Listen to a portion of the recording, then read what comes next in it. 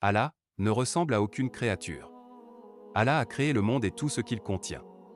Il est la perfection absolue, c'est-à-dire qu'il n'a aucune imperfection. Il ne ressemble donc pas à ces créatures car sinon, il aurait besoin de celui qui le fait exister, tout comme ces créatures, et le besoin est une imperfection. Ainsi, il n'a aucune ressemblance avec ces créatures, ni du point de vue de son être, ni de ses attributs, ni de ses actes. Quoi que tu imagines en ton esprit, Dieu en est différent. Dieu dit dans le Coran honoré. الحمد لله الذي خلق السماوات والأرض وجعل الظلمات والنور.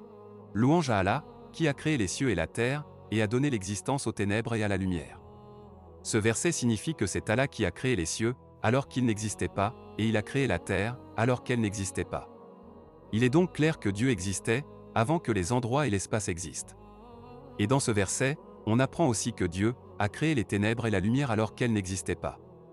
On comprend donc que les ténèbres tout comme la lumière sont des créatures, donc Dieu n'a de ressemblance ni avec les ténèbres ni avec la lumière. Dieu n'est pas une lumière. Dieu ne ressemble à aucune créature. C'est pour cela qu'on ne peut pas imaginer Allah, car notre imagination ne peut se représenter que des images. Or notre imagination est limitée, on ne peut imaginer que des créatures et toute image est une créature.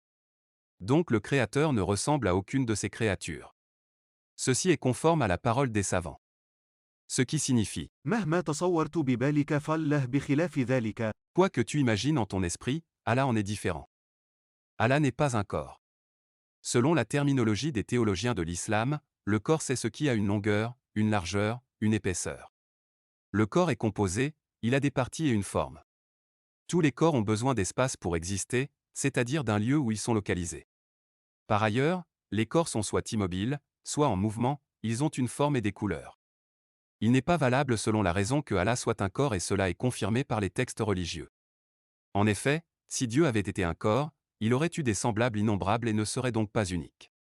Or l'unicité est le fondement de l'islam. Donc la raison saine n'accepte pas que Allah soit un corps.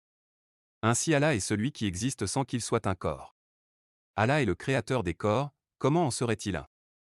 Il est celui qui existe sans endroit et sans direction, car celui qui est dans un endroit et une direction est forcément un corps, et Allah n'en est pas un.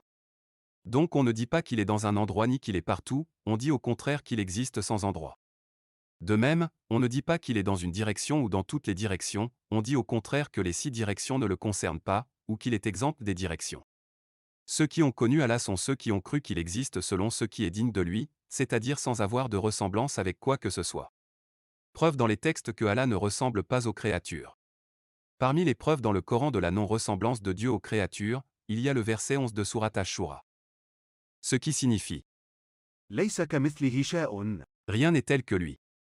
Cette ayah signifie que Allah n'a absolument aucune ressemblance avec ses créatures. Allah n'est pas concerné par les caractéristiques des créatures telles que le mouvement, l'immobilité, la forme et la taille, qu'elles soient petites ou grandes. Que signifie la parole? الله أكبر. Quant à la parole, الله أكبر. elle ne signifie pas que Allah est grand par la taille mais qu'il sait plus que tout autre et qu'il est plus puissant que tout autre. Qu'avez-vous pensé de cette vidéo? N'hésitez pas à nous donner votre avis en commentaire.